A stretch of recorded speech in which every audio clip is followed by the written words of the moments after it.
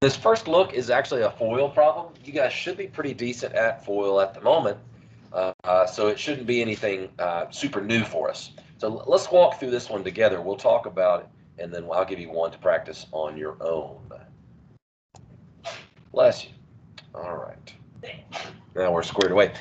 So when we think about a FOIL problem, right, remember we said first, outer, inner, last.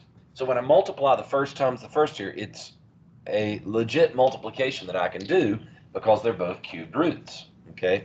We said that with adding and subtracting radicals, it's a little bit more stringent. The requirements are that you have to have the same root and the same radicand. Here we're multiplying, so as long as it's a cube root times a cube root, we're gravy, we're good, okay? So cube root times cube root, we can multiply, and we're going to get the cube root of x squared. I had a little frog in my throat there, pardon me. All right, when I multiply the outer two, 4 is just going to be a coefficient. Okay, 4 times the cube root of x. And the same thing when I multiply the inner. When I multiply the inner, I got -2 times the cube root of x.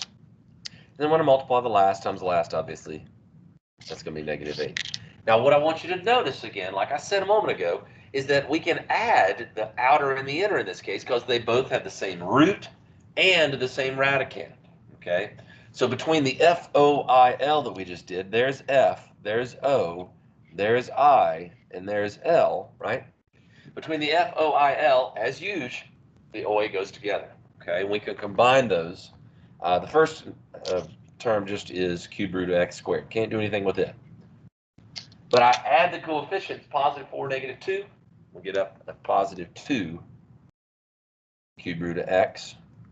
And then, of course, a -8. Okay? So that's, you guys, same kind of problem that you did last week with me, last Friday when we met. We did meet on Friday, right? Or did y'all have, I can't remember. Y'all had something going on last week, didn't you? We met on Friday? Okay. Last week was a blur, like I said, lots going on. But anyway, last time we talked, we had done a problem similar to this. We had done a FOIL problem. We just said, oh, well, look, in that case, the F and the L combined together. Here in this case, the F and the L didn't combine together because they were not like terms. Right? So we just FOILed it out. Now, what we're about to look at is, again, a similar FOIL problem, but we have to be real careful on this next example. All right, take your time, do it right. I'm gonna let y'all stab through this one on, run through this one on your own. Okay, FOIL. I want you to combine all of the like terms that you can at the end. Okay, and we'll see what shakes out.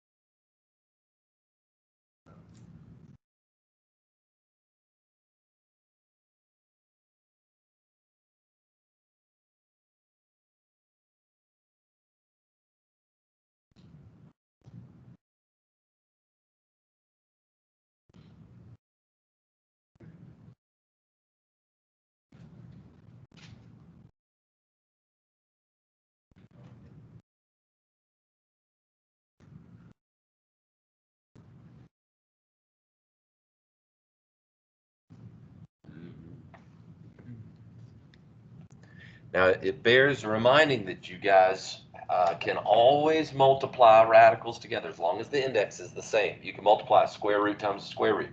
All you have to do is multiply what's on the outside by what's on the outside, and what's on the inside by what's on the inside, right? We multiply the coefficients together, and we multiply the radicands together. We leave the root the same, and then we simplify out any results, okay?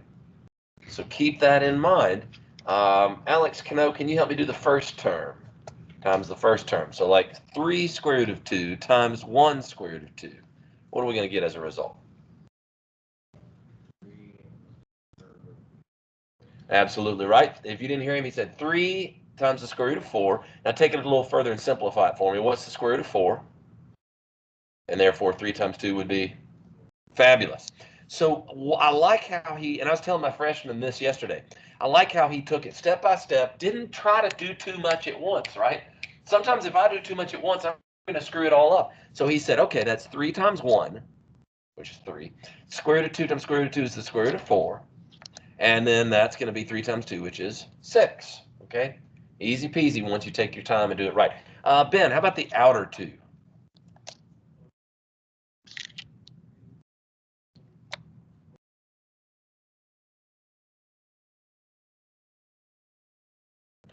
And unlike with what I asked Alex, on Ben's, we can't simplify the radicand any further, can we? Square root of 10 is just square root of 10. Nothing else simplifies out. All right?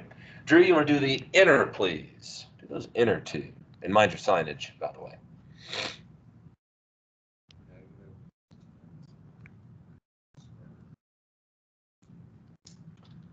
All right, so you got negative square root of 10 is what you said. Negative, okay, good, gotcha. Negative 1 square root of 10. And you don't have to put the 1 there. I'm just going to put it there for visual reference sake. Okay, and then how about the last times last? This is the one that typically gets messed up. Okay, we make it all the way to the end, and we typically make a careless mistake. So mind your signage. George, I'll throw this one your way, my man. Mind your signs. Take it just like what Kano did. Coefficient times coefficient gives you what? Negative 4. And then radicand times radicand gives you not negative 25, just 25. And then what's the square root of 25? Good. And you had a negative 4 and a 5, so that multiplies to give you negative 20. Fabulous. So again, what he did was he said, all right, coefficient times coefficient right here. Negative 1 times positive 4. And we say, okay, well, that's negative 4. And then square root of 5 times square root of 5 is the square root of 25, which we know to be 5, and that gives us negative 20. Now, once everything is said and done, Reed, what do I do to put things together? Which are common or like terms at this point? All right, so the outer and the inner are going to come together. I like that. How much square root of 10 do you have then? If I got 12 apples and I take 1 away, how many apples do I have? Right, so if I got 12 square root of 10 and I take 1 square root of 10 away, I've got fabulous. So 11 square root of 10, and then 6 minus 20 is just negative 14. Negative 14 would be the other term. So in this case, the F and the L came together, the O and the I came together, and the result was just a binomial, negative 14 plus 11 square root of 10. Okay? Now look, fellas, that's like an A-level problem, kind of. You know what I mean? It's not hard. It's just there's lots of small little steps. Okay? And you ought to look at that as low-hanging fruit. As a math student, you ought to say, hey, if Coach Morgan throws me a question that's got a lot of little easy steps, num, num, num, num, num, num, num, num. I ought to love that. I ought to eat that up every day. Okay? I got up early yesterday since we didn't have class. Did y'all have school yesterday? Some did. OLPH, you guys did? And in St. Louis, y'all were out, and Holy Rosary, y'all were out. Did y'all have to do like virtual learning at all? Y'all did go to school. Why the dump did I think y'all were out of school? Oh, they pulled the old switcheroo on you. All right, so Horo, you guys were gone, but y'all did virtual? Okay, so nobody in here got to sleep late yesterday. Oh, man. Well, since we didn't have our early class, I got up early and I made some breakfast. What do you think I made, Mossy? Take a guess. I did not make my pancakes. I'm a pancake man myself, but Mrs. Morgan, earlier in the week, we had done pancakes for dinner one night, so I didn't want to be repetitive. I got some sausage links, some scrambled eggs, and some biscuits. I got that. I got up and got that going. My wife and our kids, their school system over in Arlington was virtual yesterday, and so the kids got up and they had a Zoom meeting at like 8:15. So I said, I'm gonna get up and I'm gonna make some breakfast. So we had breakfast at like 7:30.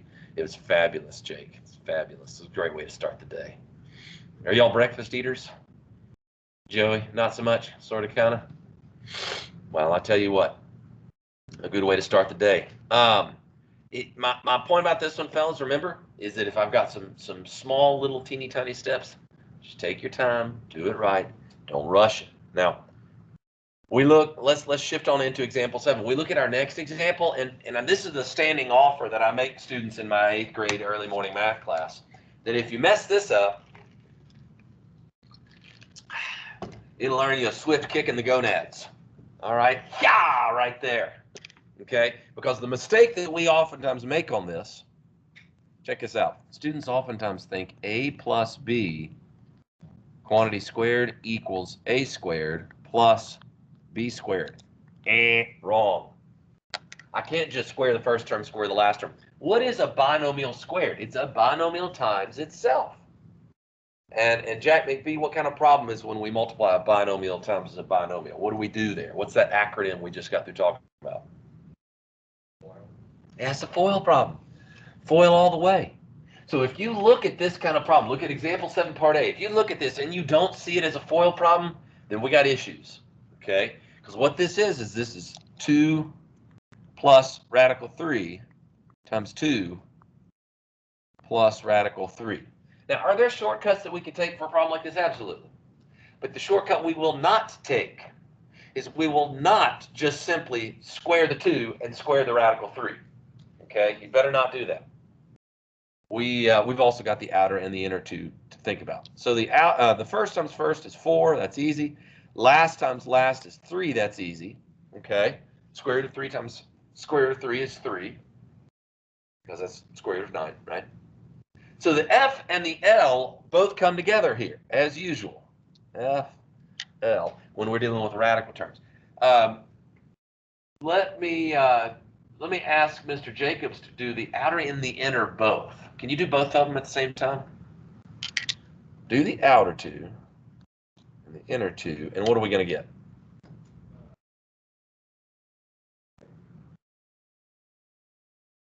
Very good, 4 square root of 3. Okay. All right, so it was on the outer, it was 2 square root of 3. And in the inner, it was another 2 square root of 3. So, of course, all of that shakes out to 7 plus 4 square root of 3. Okay? 7 plus 4 square root of 3. We're doing some Algebra 2 problems right now, by the way. I don't know if I told you that or not. But when you're in Algebra 2 in a couple of years, right, you'll do problems like this, and you will not believe how much ahead of the curve you guys are going to be, ahead of the game, ahead of your classmates, if you can operate with radicals successfully and efficiently as an Algebra 2 student, okay? Your life is going to be so much easier because you'll have all these other kids that are just struggling mightily, right, learning this kind of thing for the first time, and you'll be like, oh, yeah, I remember we did that with Coach Morgan.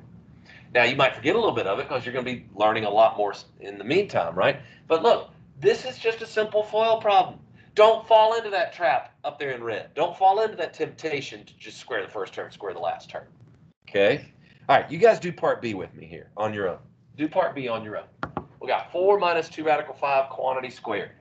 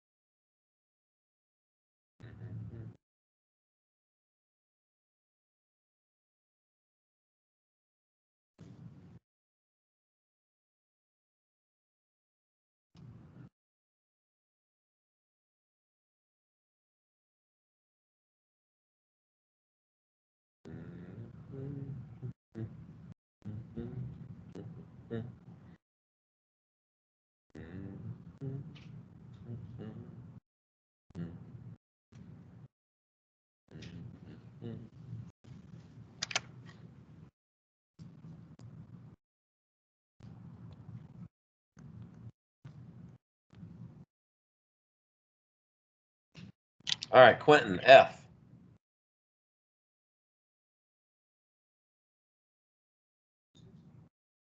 Good. Lewis, O. -8 square root of 5. Fabulous. Reed, not Reed. Grove, O, or no, I. Losing my mind.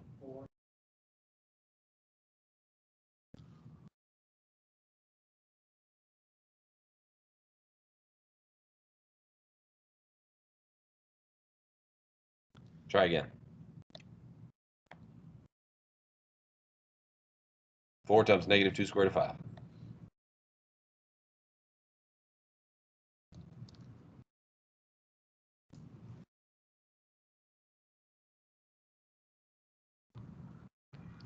Since there is no radical with that 4, Grove, all we're going to do is we're going to multiply it by the coefficient. So that's where Lewis got, you and Lewis should have had the same answers. That's where we got that -8 square root of 5 from, right? Because when I multiply the coefficient of 2 and 4, I get my -8, and then the radical 5 just tags along, okay? And then Alex, last times last. All right, and that's going to go with my 16, so I'm going to put it over here in this column, right? And then we can just tally everything up, right? Nate, tally that up for us. Fabulous. Fabulous, okay? Now, again, going back to what have we actually been practicing? We've been practicing adding, subtracting, and multiplying radical expressions. What does it take to add and subtract? Same root, same radicand. And if that is in place, then you just add or subtract their coefficients. What does it take to multiply? Same root only. That's it. And what do I do when I multiply? I multiply the coefficient times the coefficient. Like what Grove and I were just talking about. Multiply the coefficients. And I multiply the radicands. And then I simplify afterwards. Okay? So check this out. What if it were A plus B square root of C? Okay? Let's ditch the numbers and work with this generally speaking. Okay? Now, I'm all about efficiency, and can we write this out as a bi times a bi and FOIL it out? Yes, we've done 3 of those already, though. So not that that's boring, but I want to kind of push you a little bit on trying to do maybe a shortcut approach. So I want you in your brain to think, okay, if Coach Morgan wrote this out as a binomial times itself, and if I was going to do FOIL, what letters from FOIL oftentimes are going together here? The O and the I heard somebody say O and the I, and the F and the L. So oftentimes you'll hear me call this a flowy problem, or a Floyd kind of problem, because the F and the L go together, and the O and the I go together. Okay? So in my brain here, I'm thinking, oh, okay, well, what is the F? What would I get if I multiplied the first times the first? What would you get in this case? A squared. All right. What would you get if you multiplied the last times the last, Joe Edwards? What do you think? It's the toughest thing I'm going to ask probably today.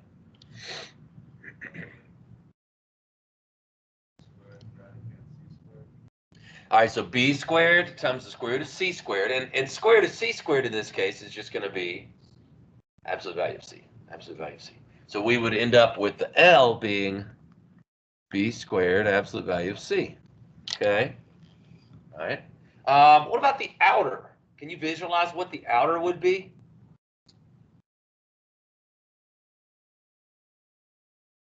AB radical C. And the inner would also, kind of from that same example where I was asking two of you guys a minute ago, we got the same answers, Lewis and Grove. We got the same answer, right? So it's going to be twice that. So it's going to be 2 AB square root of C. All right. Now let's talk turkey here. If these were numbers, y'all told me you could put those two together, and obviously we put those two together. All right. What kind of numbers are we getting when we have the F and the L? We're getting those nice, neat integers. Okay. So this part right here, these are the integers. And these are the irrational numbers. All right, what do I mean by irrational? It's still got the square root hanging out there. It's still got the radical involved. And what that means is that I can't express it as a nice, neat ratio of integers. Okay, so the F and the L are working out to be kind of our nice, neat, pretty little first part there. You know, like look at all of the answers that we've gotten thus far. You know, the up there in blue, the negative 14, right? That was our nice, neat little integral result, integer result. The 7, the 36, right? Look at the second term in each of those. Excuse me. The second term, we had like 11 square root of 10, or 4 square root of 3, or 16 square root of 5. Those were the irrational parts of our answers. There's a nice, neat part, and there's a not so nice, neat part. Now, what I'm priming you for in Algebra 2, you guys are going to be doing a little bit more of this, right? And again, the way that you structure your answer, you won't refer to it as like integer and irrational. You'll refer to it as real and non-real. But look, the first part worked out nice and neat because the radicals went away when you multiplied a square root times itself, for example. Okay, whether it was square root of 3 times square root of 3 or square root of 5 times square root of 5, they went away in that, like I asked Joe, they went away in that last times that last. So that can be the challenge. Okay, now, last example. Okay, and I'll start by asking this, Jack Candiato, what is the special relationship? This is not a binomial times itself. Obviously, these binomials are not identical. But what are they? Do you remember that word? I asked Jack Candiato because Candiato starts with a C, and the relationship between these two binomials starts with a C. Luke? They are conjugates. A plus B, A minus B. That's what conjugates look like, right? Does anybody remember the factorization technique that we learned that is structured in that same way? The result is a binomial times its conjugate. Joe Edwards? Dude, home run, that a boy. Difference of two squares. That's like if we said, hey, what's x squared minus 9? And you say, oh, that's x plus 3, x minus 3. Have y'all gotten to where y'all started doing factoring yet in your classes? Some of y'all? Okay. Have y'all done difference of two squares yet? Oh, it's my favorite kind of factoring. I love it. It's great. It is the pancake, it is the chocolate chip pancakes of the factoring breakfast. Okay, it's the best part. Although bacon's pretty nice too. So if we're multiplying conjugates, as Luke has told us, do you remember what happens? Do you remember something interesting, Quentin? Yeah, brother. Yeah, the outer and the inner cancel out. It's not foil, it's foo. Okay, so in other words, if I look at this, notice I haven't written anything down yet. I'm using my mind, I'm using my eyes to try and be smart, work smarter, not harder. And if I recognize, oh, look, that's a binomial times its conjugate, I'm not going to go to the daggum trouble of writing up the O and the I, because I know, as Quentin knows, that they cancel out. Okay. So I just do the first times the first. I'll do that. That's easy enough. That's 25. Will Edwards is going to do the last times the last. What you got? Negative 4 square root of 6. Negative 4 square root of 9. Good. The square root of 9 is 3, so 4 times 3 is 12. So 25 minus 12 is just going to give me 13. Okay. Now you say, well, wait a minute, Coach Morgan, you just got through daggum talking about how when you multiply a binomial times another binomial in this kind of context, in this kind of setup, that the result is supposed to be, here I'll zoom back out, I did it in green over here. The result is supposed to be where the first part is an integer and the second part is irrational. What the dump happened to the second part there, Coach? Well, this is the same thing as saying 13 plus 0 square root of 3, right? Because what would happen if we did the inner and we did the outer? What would the inner result in? Negative 10 square root of 3. What would the outer result in? Positive 10 square root of 3. Okay? And that's canceling out. You would end up with 0 square root of 3. Now, nobody in the right daggum mind is going to write it up that way. We're just going to say 13. Okay? But the hard part about this problem, the part that I asked Will, is when we do the last times the last. And so let me give you a little bit of admonition here. And let me say, like I said, I think Kano did it a minute ago, take your dadgum time and consider the coefficients first, mind the signage. So negative 2 times positive 2 is negative 4, right? And then radical 3 times radical 3 is what? Attaboy, radical 9. And then we let it simplify out, negative 4 times 3, and that's where we got our negative 12. So if you're sitting there and you're like, wait a minute, where did negative 12 come from? Again, that's what it was. Coefficients times coefficient, radicand times radicand. All right? Now, we have talked about addition. We have talked about subtraction. We have talked about multiplication. Division. Okay. So what I will leave you with today might look big and scary here. So we kind of move on into section 8.5. We've talked about how to multiply. Look at that first rule up there in red. Okay. The nth root of a product is just the product of those two nth roots. In other words, you can split it up. One thing we have not discussed is the fact that if I've got the radical of a quotient, then that's the quotient of two radicals. In other words, if you've got like a square root of a fraction, you can just take the square root of the top and the square root of the bottom. If you got a cube root of a fraction, you can just take the cube root of the top, cube root of the bottom, whatever. But that works in reverse as well. If I've got the radical on top and a radical on bottom, then I can just say, well, let's make that one big old fat radical and see if I can simplify the resulting fraction that's inside, right? So like you look at this second little rule up here in red as you've written it down by now, hopefully, right? And if we've got the nth root of A over the nth root of B, maybe it's better for me to write it out as the nth root of A over B and simplify out that fraction. We're good at simplifying fractions, okay? Let's take that approach with part B here. Just positionally, I've got more room to talk about part B, okay? So like, check this out. I've got the cube root of 32 x squared, and I got the cube root of 4 x to the 5th. Now, yeah, I know I could simplify the cube root of 32 because 8's a perfect cube and 8's a factor of 32, okay? If I wanted to go that route, I could, but I'm not. Instead, I'm going to illustrate that first little, or rather that second little principle that we just saw at the top. I'm going to write this as the cube root of one big fat fraction, 32 x squared over 4 x to the 5th. And I am going to work to simplify that fraction out. I want to simplify the radicand. Joey, what would you do to simplify that radicand?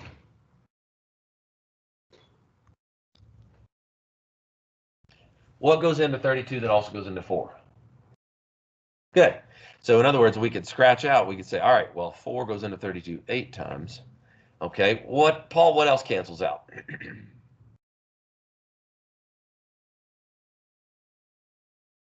Speak up.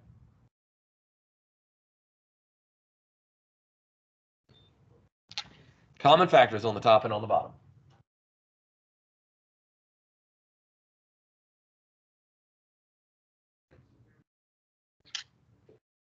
So x squared cancels out. How much x am I going to be left with down here at the bottom?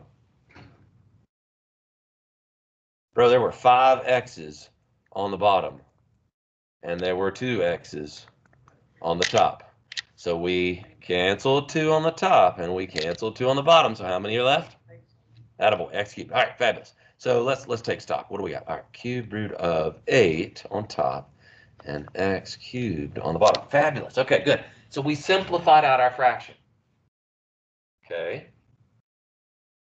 Now I can split it back up. I can say, well, look at that. Cube root of 8 at the top, cube root of x cubed at the bottom. Class, what's the cube root of 8? And what's the cube root of x cubed? And there we go. Okay, so it's sort of stepping in and out of radicals, making the fraction simplified down. Now, could we have worked that out a little bit differently? Sure, we could have, right? But if you simplify the fraction first before you do the operation, life is much better. Okay? Now that we got that kind of under our belt, Charlie, help me take this one over here, part A. All right, big fat square root. And Charlie, what cancels? What goes into 72 that also goes into 162? Speak up.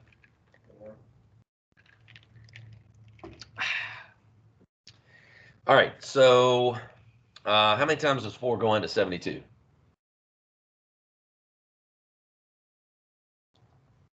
All right. Can I go ahead and kill off an x too, Charlie? You okay with that? X goes in here. We're left with x squared up top. All right. How many times does 4 go into 162? Does it? I didn't think so. So can we just do a 2, maybe? Make this 36? And how many times does 2 go into 162? 81. Why is that a little bit nicer? What about 81 makes it nice? Now you're seeing where we're going. Because now we can split up the top, right? Square root of 36x squared, and we can split up the bottom, square root of 81. The bottom's 9, and the top is what? Why not 6 times the absolute value? Ooh, I can simplify that a little bit further too. Why not 6 times the absolute value of x? I thought square root of x squared was absolute value of x. I thought we had made a big fat point about that.